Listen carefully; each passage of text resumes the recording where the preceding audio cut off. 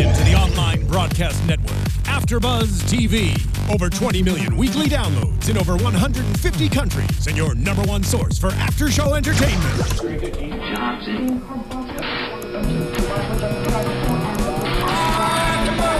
AFTERBUZZ TV, the destination for TV superfans, producing aftershows for over 300 of your favorite TV shows, interviewing celebrities and showrunners, and bringing you behind-the-scenes exclusives. All thanks to E! Entertainment's Maria Menounos, producer Kevin Undergaro, and internet leader Akamai.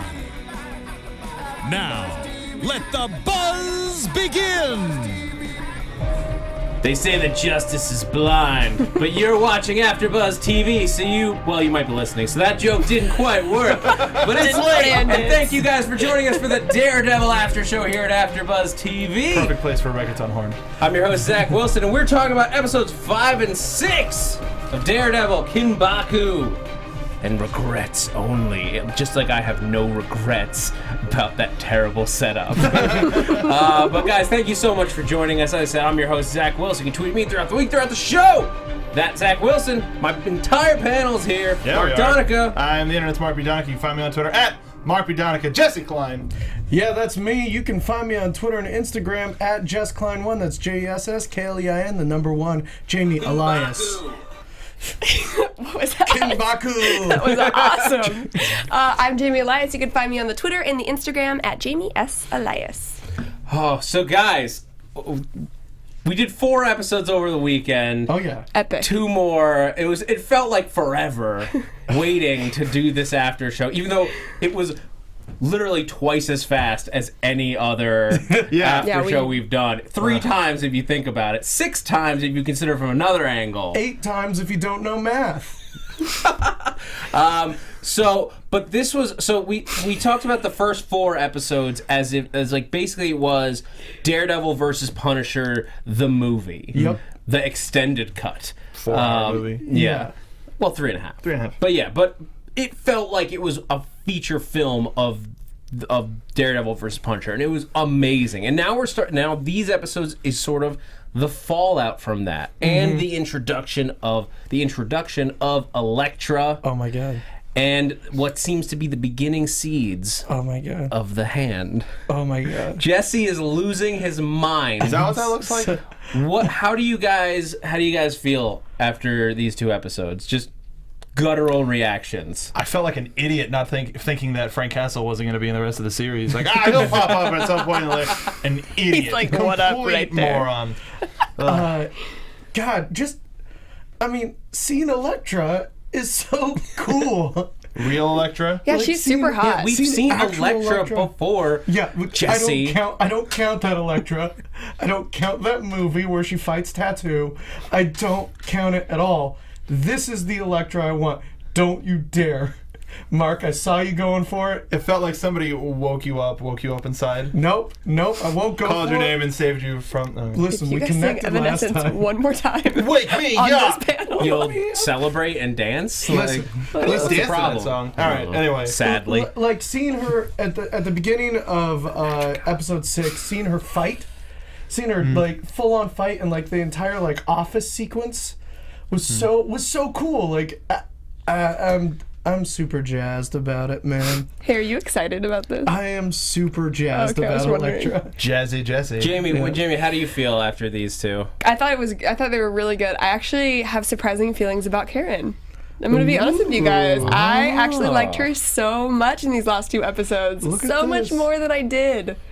Depth, man. Character depth, getting it. So Appreciating much. it. Yeah. Well, I think let's go with Jesse's favorite part. Let's start with Elektra. Sure.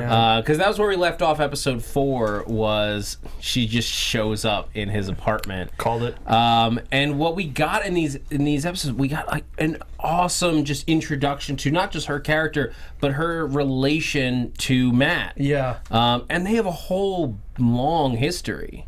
Yeah. Let's talk about this backstory, because so this version of Elektra, and Jesse, maybe you can help us out with the differences. This version of Elektra is very wealthy, from money. Yeah, this is closer to Frank Miller's Elektra than the more recent Elektras.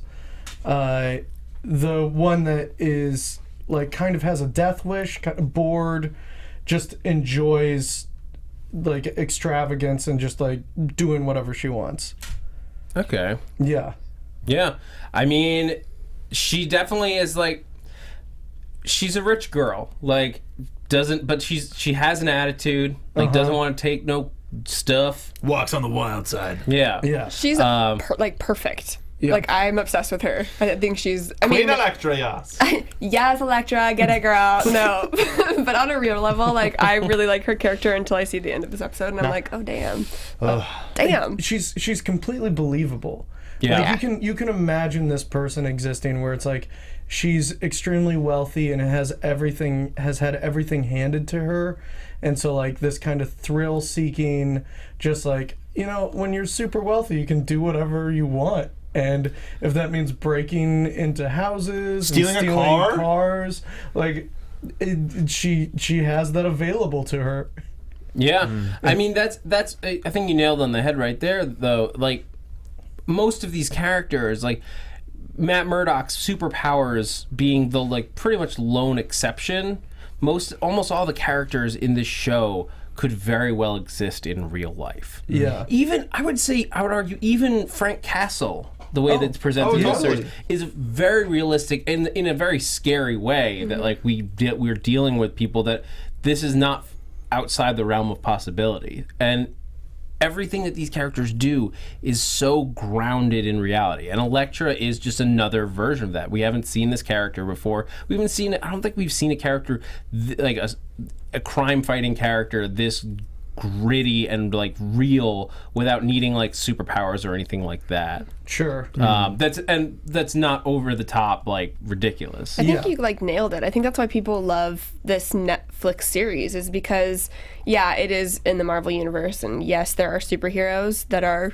around and talked about, but like for the most part, everything that's shown could actually be a possibility. I mean, like seriously, like if nobody's gonna be trained by stick and be like a kung fu ninja, it could happen.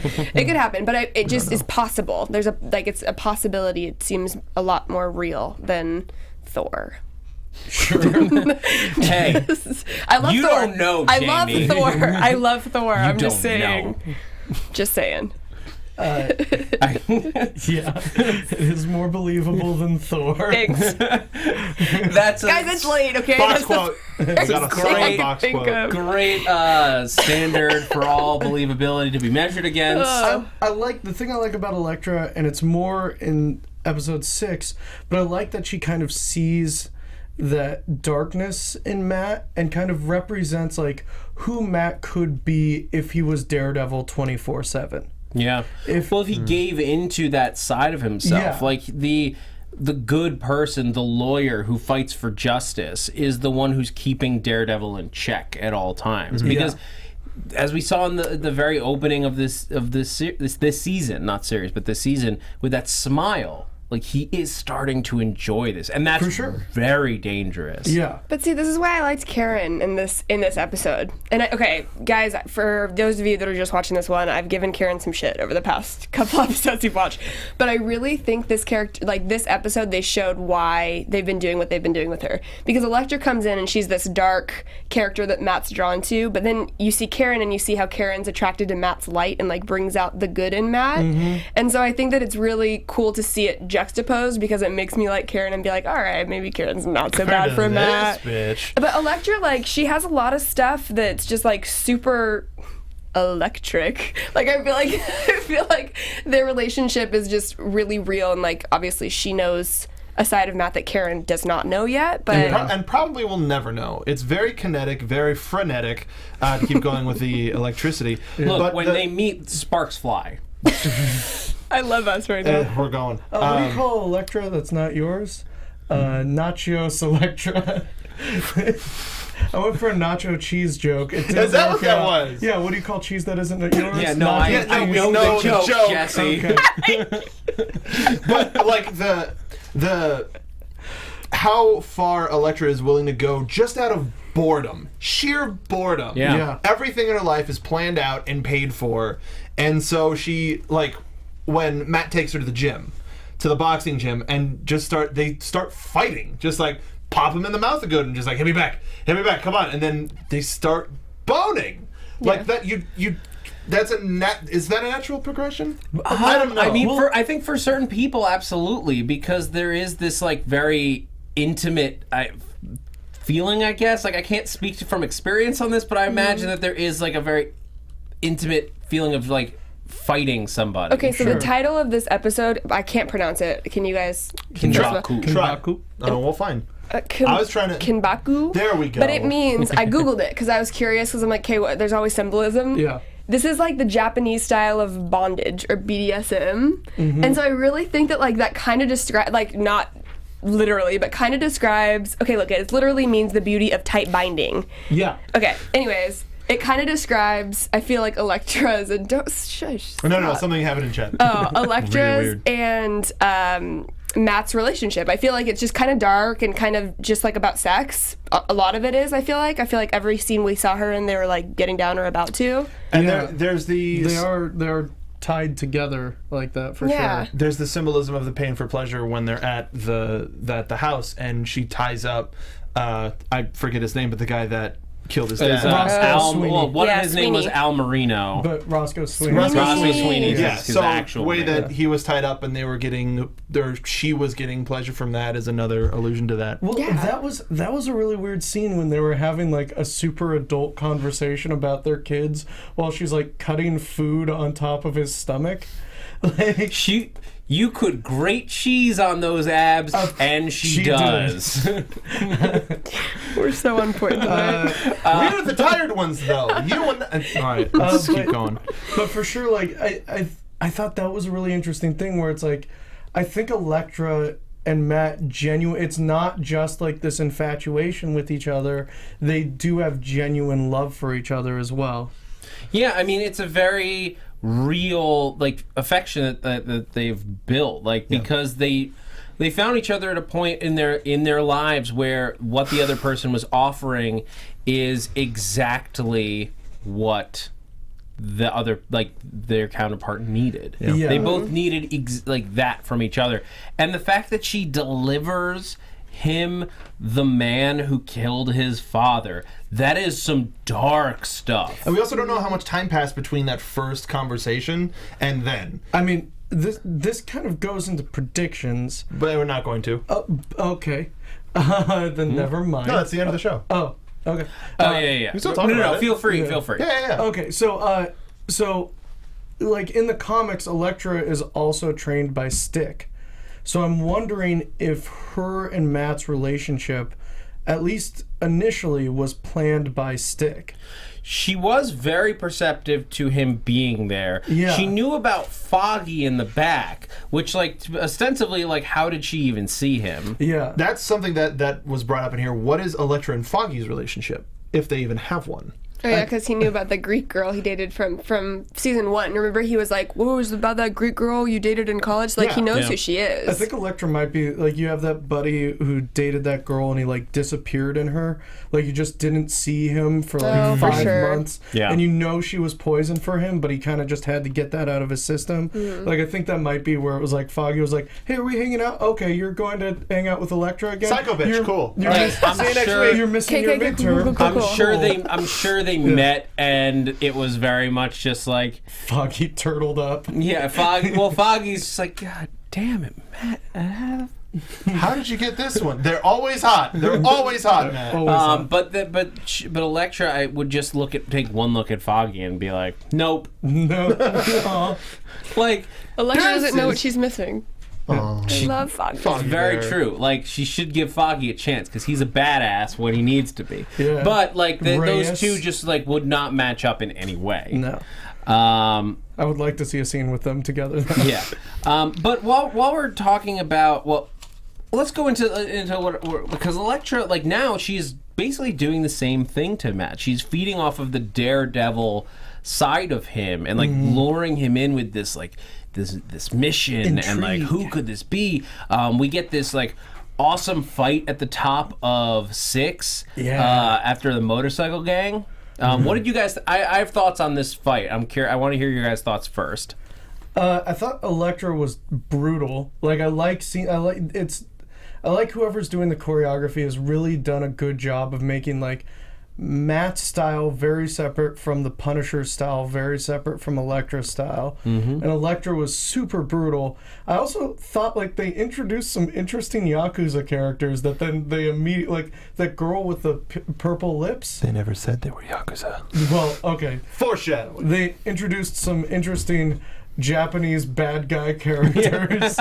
Casual. But like that girl with the purple lips, I was like, what's her backstory? Yeah. And we never saw anything about her, but I was like, she seems interesting. Did you guys notice that he changed into his devil suit in like 0.5 seconds? You gotta. I mean, I have to imagine he's trained himself to do it. To bring it with quickly. him where though? Like he came didn't- in pants. What did you like? That made me think that it's one big bodysuit. Like it's Like not. he's like Supermaning It's it. a Like onesie. where's it underneath? Like he steps into it and then arms I would through it buy and then that. I zip me mean- up, zip me up. I think that would actually probably be very effective when you get down to it. Like, because like if look, I mean, like, what if your belt gets cut? True. Like, Yeah. That And was also, just, there's no break in the tension. in the armor. hey, totally agreed. I just feel like it'd be really hot, one. Oh yeah. And two, it's like an insta suit. I'm like, okay, is that wanna- like your superpower? Because I can roll with that. It's just You want a fun. breathable fabric. But yeah, I thought that the choreography in this scene was awesome. It was a cool fight. I love Daredevil swinging down from the rafters. Yeah. The one issue I had with this scene is that any scene like this where it's all hand-to-hand combat in modern day, I have to put there's a test that I apply to these, which is like it's the gun test. Like why isn't somebody just shooting people test? Because look, these are title. these guys are not just like, we want to put up a show and fight you. Sure. They're there to kill them or like capture them. So why wouldn't they have just been carrying a gun and as soon as somebody's attacking them, shot them in the face? In the hallway fight scene in season 1, Yeah. that scene passed with flying colors because they were all trying to shoot him, and it was Daredevil using his ability to hear them and fight them in a small space to combat that. But this week, why wasn't anybody just shooting them? I watched this fight 3 times because I had the same issue. Daredevil throws a billy club at 2 people who reach for their guns. Like, 2 people have their guns, and he throws the billy club and knocks them out of their hands. But does it also depend on fighting style? I mean, you would know this more than, or you guys would all know this more than I would, because I have no freaking clue. But the Yakuza or the hand, I feel like when I think of them, I think of like Japanese, like I'm gonna karate chop you. You know what I mean? Like they all had Uzis.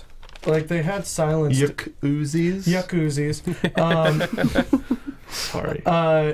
But like, But you have those 2 guys, it's like they were like They sitting were back, chilling. like, I enjoying love the them. They're fight. like, let's see how this turns out. Oh crap! Now we got. And that's a funny beat, but like again, it was like, why didn't they have a All gun? right, so think about it. You're a guy who's been doing years of martial arts training, only with each other, like only in like sparring matches. You finally get a chance to be like, these 2 people are amazing. Let's see how. Nope. And then you would totally want to give that a shot. Let's see how good I am against the devil of Hell's Kitchen and this lady who we're just meeting for the first time. Also, I mean, once their friends had engaged the people that had been disarmed, if you start spraying an Uzi, you're going to kill your friends as well. You can also bring Like, them back to life. You the could bring Uzi them back to flamethrower life, thing? but if you're the hand, but I think these guys might have just been Yakuza. Okay. Yeah. Well, I mean, that's a big question that we're gonna have to get into. But before we do you guys have any other thoughts on Elektra? Because at the end of this, she's basically like, "So I'll see you next week." Yeah. and I think like the corporate espionage Instant thing is reaction. super cool.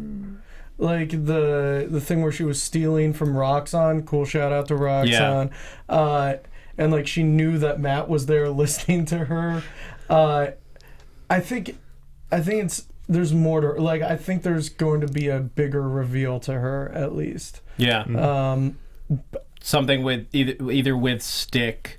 Or who knows who she's working for? I think she's an agent for Stick, and like Agents of Stick. And that's Marvel's Agents of Stick. Teddy Roosevelt, and That's a good point. But I think like maybe it's like she's there to bring Daredevil into the fight against the greater, like, Yakuza are just like foot soldiers for the hand. So you think that she's fully aware of the situation? Yeah. And just like, oh, who are these guys, Matt? Next week, let's see how it happens. I 100% think that. Yeah. That seems like a good theory. Well, the big thing was that the ledger had all kinds of illegal activity in it. Yeah. It had accounting for prostitution and human trafficking and drug trafficking, and then it had other stuff that was coded. Yeah. So drugs, cool. Human trafficking, I don't care if people know. But whatever else is in there, can't let people find out. Zach Wilson. Drugs, cool. Yeah, as I said it, I'm like, you can take that out of context. Totally. Human prostitution, totally chill. Fine. You guys could all know. Yeah. So, that's the big thing. I mean, In episode 6, Yeah. I love that she called him Mr. Magoo. That was Oh, great. that was so good. And I liked, episode 6 was full of a lot of things where it was like, this is going to happen, then this is going to happen. Like, the whole, like, pretend that you're having sex and drunk. That got me. I was just like, no, awesome. No, like, Out of here. like, that's every time it's, like, a male and female agent infiltrate someplace, it's like, eventually it's going to be, like, the kiss me, and, like, turn away and kiss me, or, like, the pretend we're drunk and having sex. Then also the Frank not guilty thing was like, of course this was leading to that. We'll get to Frank. Yeah, and we'll get into Frank. But that whole hallway thing where like he's using his powers to be like turn at the exact right second so they don't see him and all of that was super cool. Very cool stuff. We do have to move forward. And I want to go back to something that Jamie was talking about, because one of the things that they're introducing with Elektra here, and like we see him, he like in order to like get out of there, like he has to make out with Elektra at one point. But they're very much building this love triangle between Matt, Karen, and Elektra, and we're seeing two sides of Matt Murdock being torn in two different directions. Yeah. Jamie, you liked Karen now. I do kind of like, when I started though, it wasn't the whole Matt thing, because I still kind of rolled my eyes at that a little bit until like this. But anyways, I liked when she went to the paper, and it's not the Bugle, it's the other one. Planet Bulletin. The bulletin. It's not the one it's supposed to be yet, Yeah. but someday it will be. Anyways, she went there and she like did her own digging. When I really liked her though is when she didn't tell Matt she did that. I was like, you go, Karen. You got secrets too. Like, how'd you find that? It's ways. Yeah, and she seemed brave, and I mean, Well, in several ways, because not in the previous episode, because this was all the same time. It was don't cross the line, don't give him anything. She did both. yeah, she didn't give a. She didn't give a. Didn't give a F. toss. No, she went for it. I dig that side of Karen though, because she is. I think you've described her as a pit bull before, and I haven't seen it yet. Yeah. This episode I did, like for justice and for what's right, and we also get like little peeks into her past, like oh I had a brother, or oh I'm from so and so, or all this different, like super elusive. But I think that's another thing about Karen that they're kind of using against the viewer is in the later parts of season 1. If Ben and I had a daughter, we would have wanted her to be like you. Yeah. And we're getting a similar thing with her and Frank in this, where it seems like Frank is seeing somebody that he wishes his daughter could have become. Or at least that's what I was getting from it. And that's why she's having her stay, because he sees something in her that he lost. It's interesting. I sort of took it on the. I mean, I guess it's multiple levels to think, because the base is he sees her as the person who might believe him. Yeah, was actually willing to look at him as somebody who might have been the victim. Mm-hmm. Especially because he went after both of them, and then he was like one of the first things he said to her was like, I wasn't gonna kill you. Yeah, with a shotgun. I mean, I know where his door. But yeah, I think I agree with Zach that it's like she brought that picture to him. It's like I know that she's like, I know there's more to this story, and I think that leads to him pleading not guilty is because somehow Reyes is involved with whatever Frank's story is. Witch. like whether it's like she has ties to the mafia or it's like something completely separate. Like Frank knows that she has something. That's why she's trying to get him buried. Is that there's something that Frank is tied to Reyes with.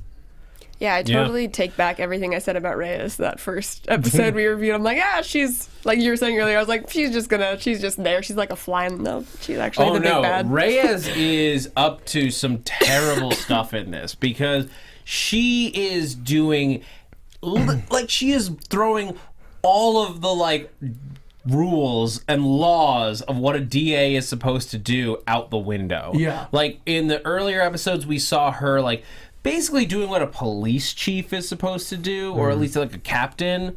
Like, she's controlling an operation. Yeah. Like a tactical police operation. She's the district attorney. I mean, but with the police force in the state that it is in a post Fisk world, like, who is around really on such a high level to conduct such an operation? That's fair, but she still doesn't have. She's a lawyer. Yeah. She is a lawyer for the city.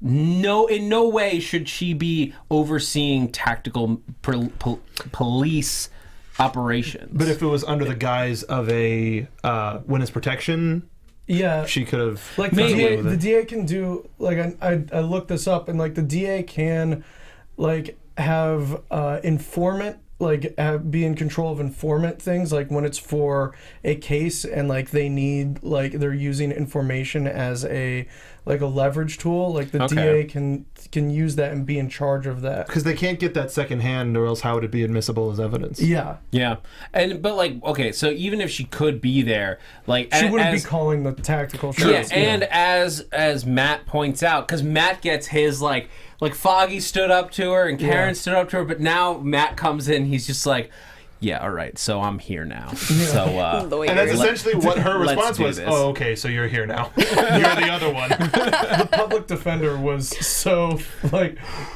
hapless. The public defender, a little bumbling. I won my first case the other day. It was just Woody Allen. Is this your first case? Second. Well, second. You know, I won the first one. It's just, you know, it's hot in Hell's Kitchen, isn't it? The DA, she spoke to me today. Highly not allowed. What she's doing, because she's trying to submarine it. Submarine it? Yeah, she's trying to submarine the entire case and like force it to get a death sentence on Frank.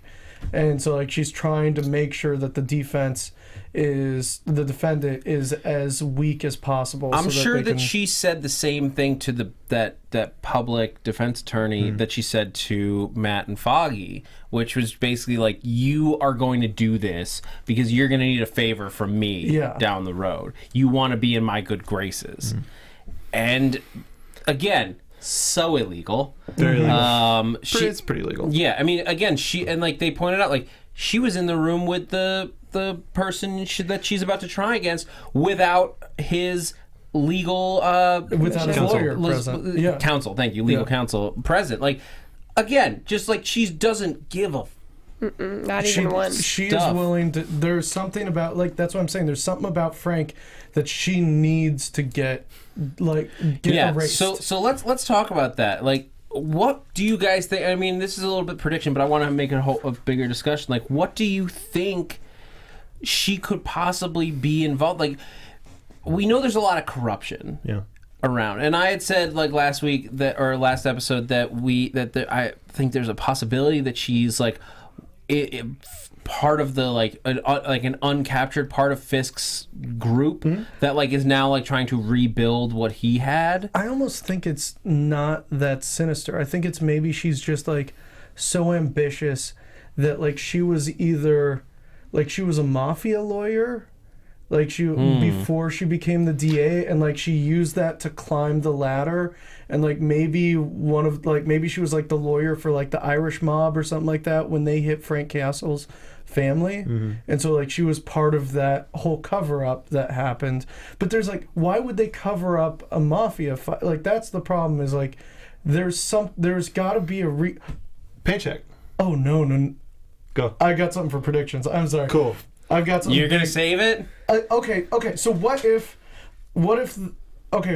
what she did with Grotto to bring out Frank Castle is not the first time she's done an informant in the middle of a firefight kind of thing? What if she tried to send an informant into like a mafia thing, and that was where Frank Castle's family got like stuck in the middle? Like she's shown that she doesn't care. So like, what if she working as a lawyer sent an informant in and like with the police, and it's like this huge cover up, and that's why like they wanted to make sure Frank was dead, because they wanted to make it look like there wasn't anything else other than like the mafia fighting. No witnesses. Like no witnesses, that kind of thing. And so like I'm preemptively closing the chat. I don't want anybody.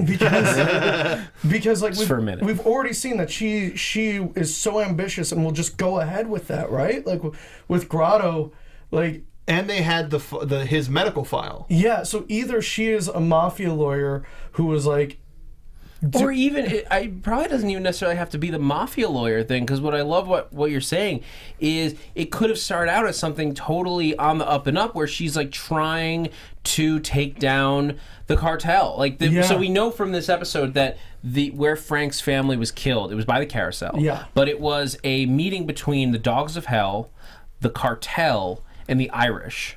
So if it was like a huge deal, the police would want to have something in there. Yeah, I mean, like, it could have been as simple as, like, somebody is wearing a wire, trips, like, everyone finds out, and it just becomes... Turns a firefight. It turns into a firefight of, like, everyone accusing everyone, and just, like, all-out bloody warfare. They're just there in the carousel. They get caught in the crossfire. If you're right, if it's D.A. Reyes's fault that operation went wrong... Of course they're covering it up. And she wants to be mayor, of course she'd want to cover it up. Yeah. No loose ends. And that was predictions. Well, that was a prediction. Yeah. Yeah, that beats. I mean, I was gonna say it was a combination of both of the things you said, where she's trying to rebuild the idea of the DA and the police, but she's still under Fisk. So it's like, oh, look at what everything can do for you in a non-Fisk world. Did I do well, Papa Fisk? I like that too. Yeah. Papa Fisk. Papa Fisk. Sometimes when you're in public, you pop a Fisk. That's that's totally. I was gonna say pretty much the same thing. I just think Fisk has something to do with it. BFBB. But I really like that's. And again, like it could be something way more complicated. I'm trying to think of a way to like get him back into the season. Do you know what I mean? Like I just feel like we have to see a little bit of him, maybe. Like yeah, regardless, Frank is going to jail. But he was just going to regular jail. He's not going to high security from the last thing that we saw. He's not going into Gen Pop. He's not. He is going to go into general population. If he's convicted. Yes. Okay. But they would put him. Where would I don't know. I don't know you how go to prison. You go to prison after you're convicted. But in the meantime, like if you are not out on bail, you go to jail. You're just in jail. Local jail. But right now he's in. Yeah, it depends on how long he's going to be. It's also very possible that Fisk is still just in jail. Remember, we don't know everything about his like trial or. Do you remember the last scene?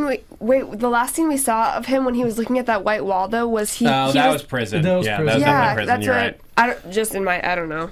We didn't see his trial, though. You're right. But it still like stands to reason that they could meet within the prison system in one way or another. Yeah, that's what I said.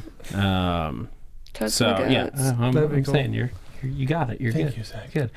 Jesse's killing it though. That like my mind's still reeling from that prediction. Yeah, it's pretty big. Well, now really says his. Now that we're talking about it, it does make sense that Fisk would have something to do with it. I don't know. I like that one though. I like all of it's cool. See, the great thing about good shows is any possibility is fantastic. Yeah. Yeah. I agree. Jamie? Oh, I didn't say anything. You're. Wait, that wasn't me. I don't think I was literally back here. Okay. Either way. But yeah, so I mean, with Frank, so Frank does plead, even though they tell him we got the death penalty off the table, we got you down to 1 life sentence with the possibility of parole, which is nuts when you think about it. That is nuts. From 3 death sentence charges and possible extradition, I'm almost a little confused, how many people did he murder? I mean, a lot. And then how Did does that? 38? How did that get down to? even 3 life sentences, let alone 1. Well, because everywhere. Sorry, go ahead. I think the way Foggy and Matt are doing it is like they're saying Frank. They're going to try and get Frank into a mental institution, right? So. Well, that was one of our predictions last time. Was that they're going to have him plead insanity? Yeah, I think that's probably how they'll do it. So, like, I think if you can reduce that life sentence to like a mental institution, like pleading pleading insanity, yeah. I don't. Would they like show? I guess they could show the brain scan with like a bullet wound, because like again, like yes, if he got shot in the head, that's a pretty clear like he might have some brain damage. Maybe. I mean, if I were them, I would get the hospital videotapes and show Reyes visiting Frank and use obstruction of justice. Yeah. Like, get the entire case thrown out. But I mean, I guess what they're worried about now is that, like, as the DA, like, how many judges does she have in her pocket? She has, like, they're saying she's basically called in for this case all of her favors, like anything that she could do. She got the case moved up so quickly that they have 1 week to prepare a defense for a guy who was caught going on a killing spree. And he's half bruises. Like, how is he going to testify if he's still holed up in the hospital? That's the part that surprises me. That's Speaking of half bruises, Roscoe Sweeney's face. Awesome makeup. Was really good makeup. Things that make you go, bleh.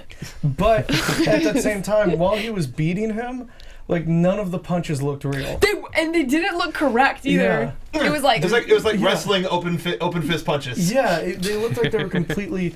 It looked like on top of the turnbuckle when they clearly just missed the face. 1, yeah, 2, 3. Yeah, pretty rough. It did not, like, in a series, like if this was Agents of S.H.I.E.L.D. or if this was like any other show, basically, I would have let it pass. But in a series that is kind of, its hallmark is very brutal, very real looking, like solid hits. It could also be indicative of Matt's feelings in that scene. He is holding back. Like, as happy as he is, he can't fully commit. He can't fully commit to it. Totally. Yeah. Sorry, I'm totally jumping backwards. Back to the castle thing. I love that he recognized Matt right away, but then he knew not to say. You guys don't think he did? When he said the pun, what did he say? He was like, "You're the guy who defends. You're the guy that defends the scum of the earth," or something like that. And like it was like like there was a beat in the show, and I was like, "Well, no, that was Matt. That was Matt going." No. It was okay. So it was sorry, Frank that said that, and then it was Matt that paused. I think is what you're saying. I think the show paused, even if it was just Matt. I think it was a pause, like, haha, I know who you are, because right when he started talking, the shot that was shown, if you guys go back, is Frank's face going.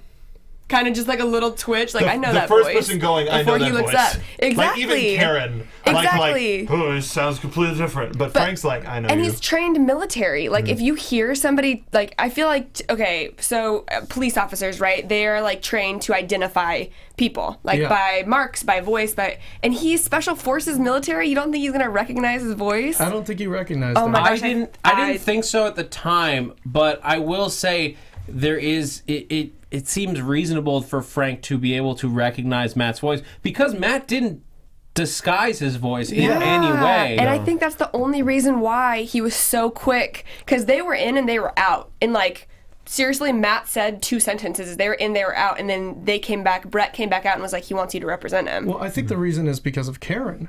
Oh, I don't. Because he was staring at Karen. Yeah, he was staring right at Karen. I think that could be a reason. That picture, like, I think it was definitely Karen believing his story is the reason why he chose them. I don't think he recognized Matt. Like, I don't think there was I feel like they would have given more care to it if he recognized Matt. You're right. I think that the picture of his family was definitely like a game I think we're gonna get a wink where he's gonna say something with red in the sentence. Yes, and then give him like a quick like. I do think, regardless of whether I as I watched the scene, I don't think that Frank knew it in that moment. But Jamie, I think you're right. I think he will know quickly enough based on his voice. Like because, as you said, he is military. He is incredibly skilled. He's also under a lot of drugs when we meet him here. Word up. But I Word don't. up to drugs. I don't think it'll be long before Frank Castle knows Matt Murdock's secret identity. Prostitution is okay. Word up to drugs. Just making a list right now of the things we've said. Oh boy.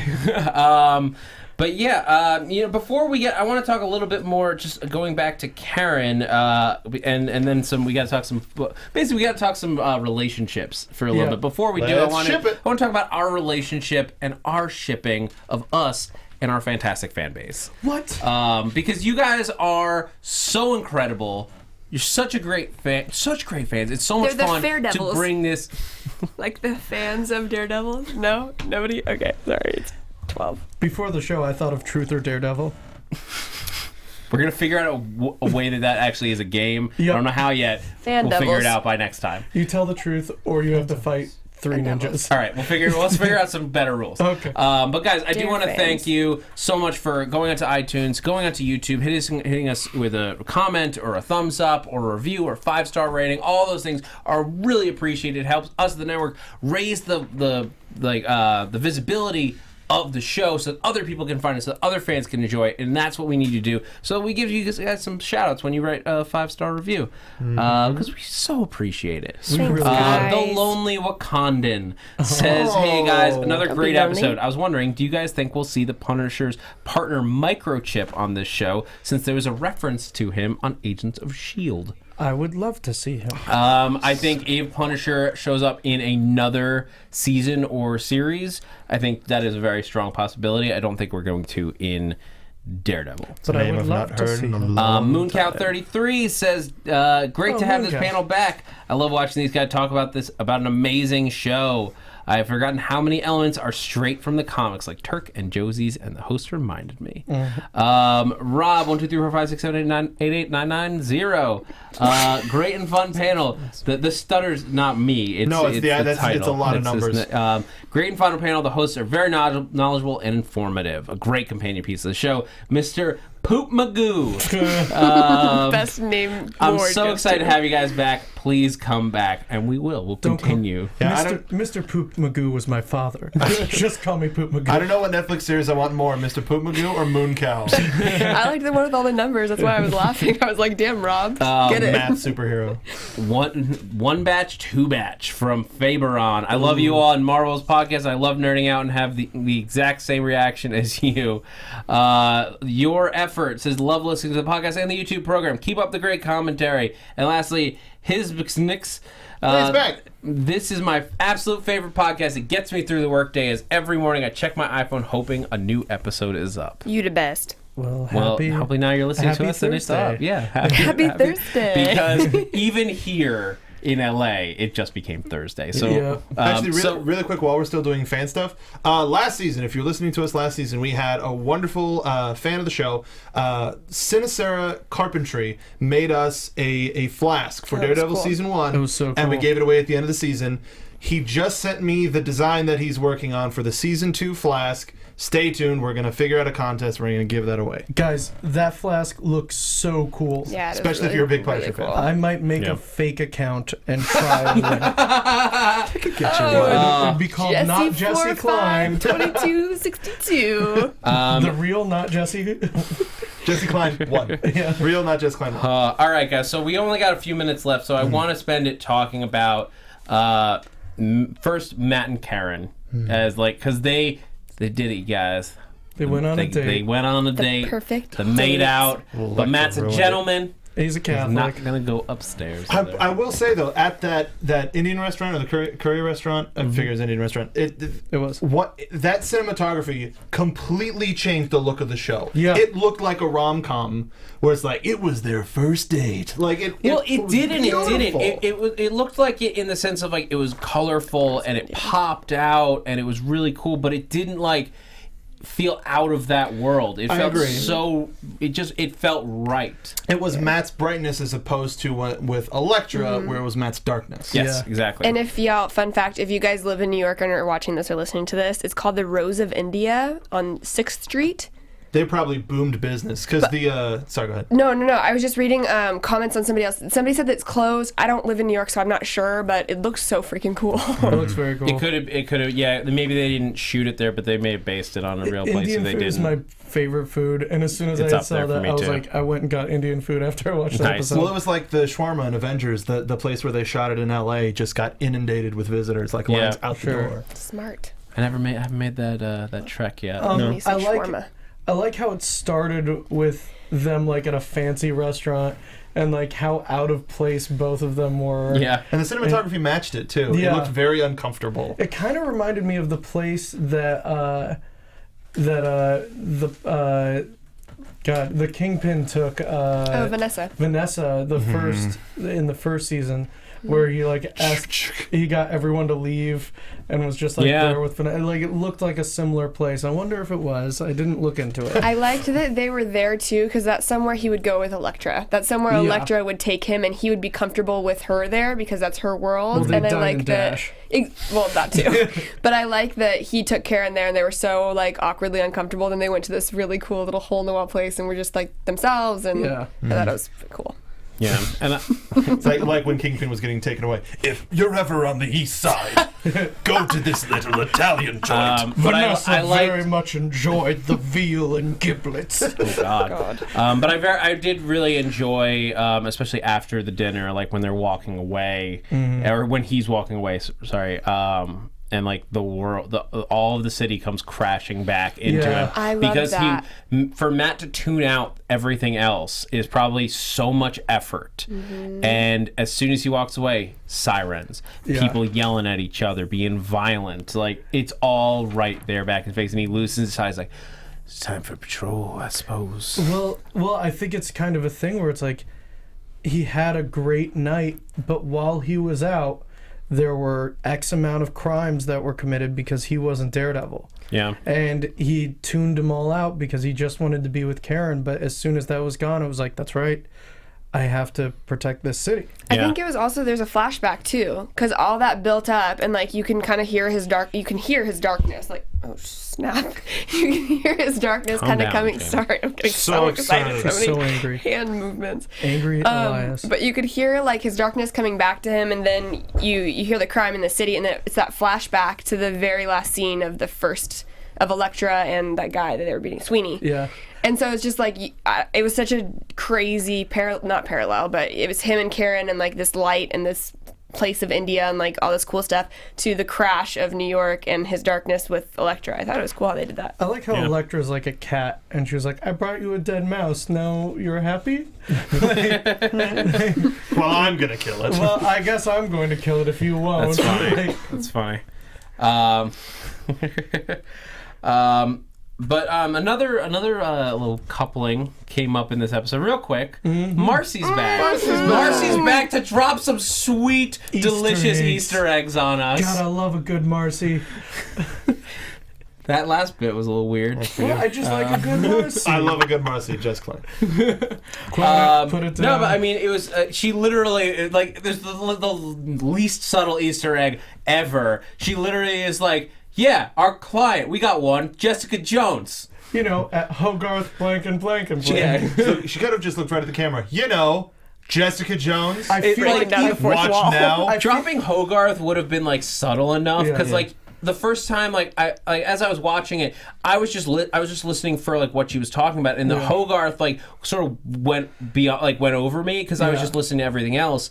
The second time through, it was like, oh yeah, she says Hogarth, but like then she just like Jessica Jones, the other Marvel series on Netflix. Watch it. It's Super one click casual. away. As opposed to I can't brain in the hospital where we got the subtle Like thing to strong Luke. guy. Yeah, he's a stronger guy. I feel like maybe that was even a pickup.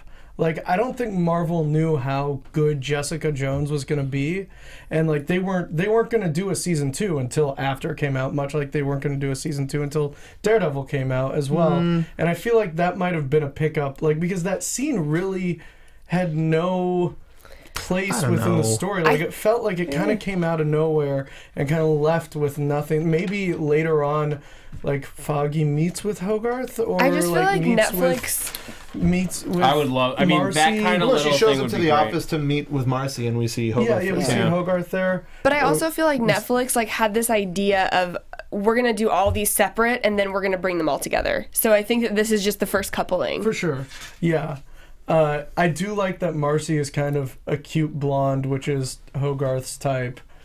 Oh God! Oh God! She's gonna die or go to prison.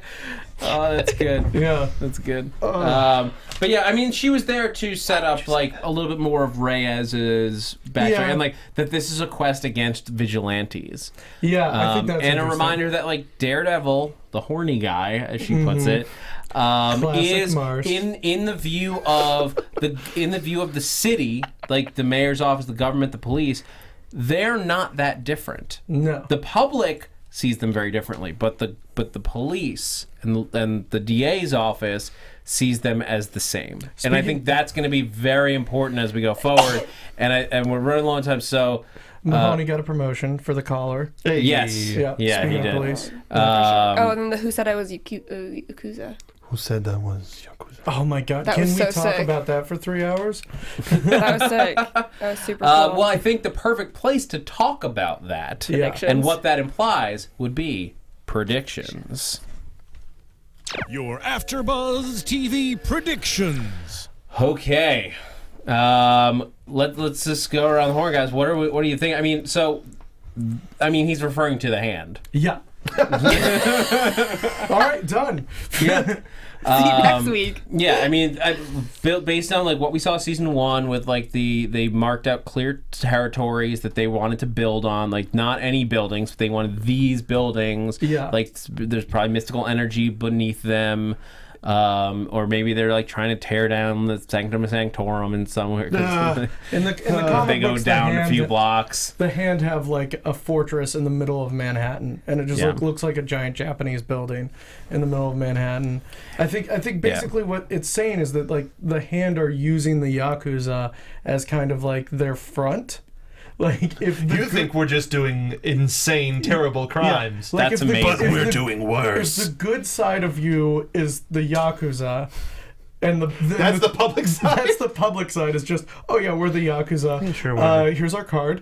Like, but like the shadow side is the hand, like, and they've been kind of pushing things together. I think it's going to lead to like a final confrontation where it's like the side of good that we've seen, Elektra, Daredevil, possibly Stick and Punisher versus the hand.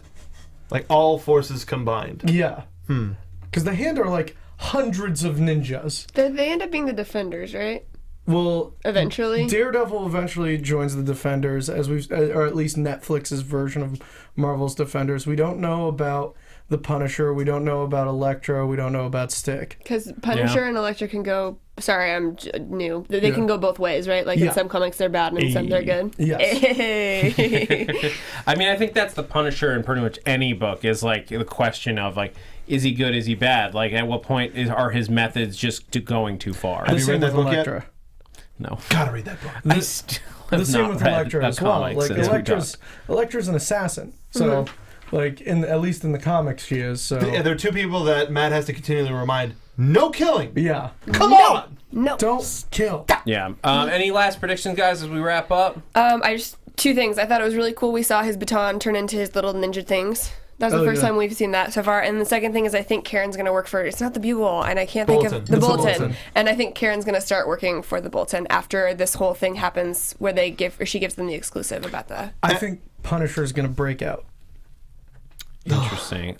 I don't think so. I think Punisher is going to Go to trial. I think he's going to go to trial. I think he's going to wind up in jail. But I will say by the end of the season, he will get off on a legal technicality when they reveal whatever it is that D.A. Reyes has been doing for all these years. Yeah, they're gonna throw out the verdict. And I Like, so think he will get convicted, but by episode 13, will be a free man. And also just a real quick thing. Again, Matt's lying about Elektra. So Yeah, we're gonna. It's gonna come out that Elektra's around. Yeah. Well, I was gonna say, I agree with Karen in the bulletin because that way she could make extra money for the firm, but Elektra already paid the firm, so yeah. Still long term. But I like where your head's at. It also fills the Ben role that is prominent in a lot of Daredevil. R.I.P. Ben. comics. So good, and it's with such purity that it's just happening. Yeah. It's just a natural progression of Karen, all of the stuff that she learned from Ben. And I want to go back and watch season 1 again like you guys did, just so that I can see some more Ben, because he was so good. Such He was so good. It was so cool character. disappointing to see him go, but like I'm glad they're not just gonna like drop out of the journalism reality gem. All I'm saying. That's He'll be the only Ben all to of return. Infinity War is just to get Ben Urich back working, and this time we changed the name of the paper. Exactly. I would buy a ticket today. I already did. Damn it. Time gem, nice. Yeah. All right, guys. So I think that's gonna do it for the Daredevil After Show for episodes 5 and 6, Kinbaku and Regrets Only. We're free. We can watch the next 2 now. Yeah, we'll go watch 7 and 8. Go home. I'm gonna be up until 7 a.m. I'm gonna go nap. It's just called sleep when it's at night. I'm gonna go sleep. There you go. Well, guys, thank you so. As I said, thank you so much for joining us. Let's go around the table, say where everyone can find us. What? Stop it! Shut up! What? Jamie.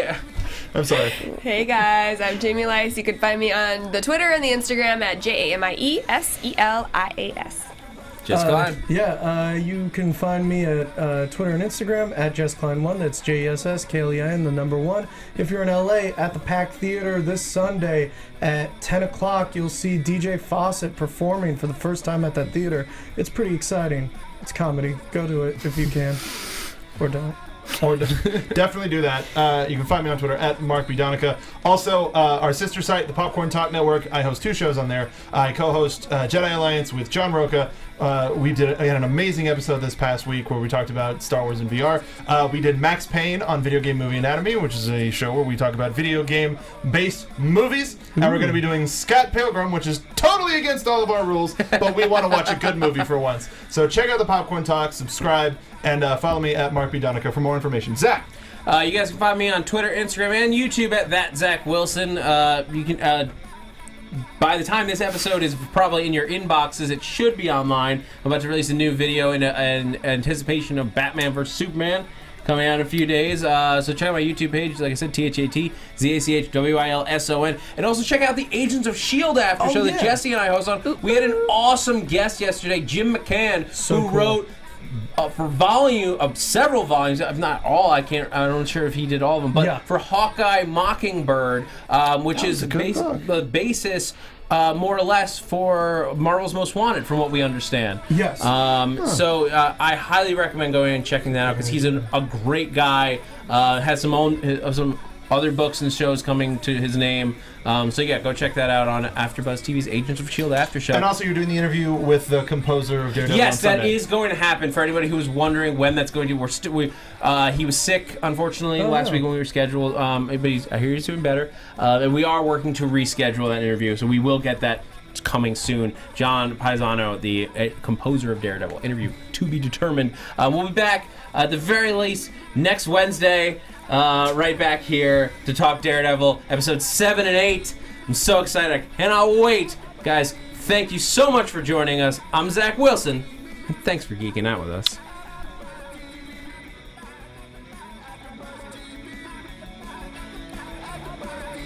From executive producers Maria Menounos, Kevin Undergaro, Phil Svitek, and the entire AfterBuzz TV staff, we would like to thank you for listening to the AfterBuzz TV network.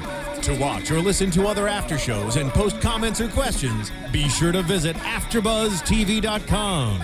I'm Sir Richard Wentworth, and this has been a presentation of AfterBuzz TV. Buzz you later. The views expressed herein are those of the hosts only and do not necessarily reflect the views of AfterBuzz TV or its owners or principals.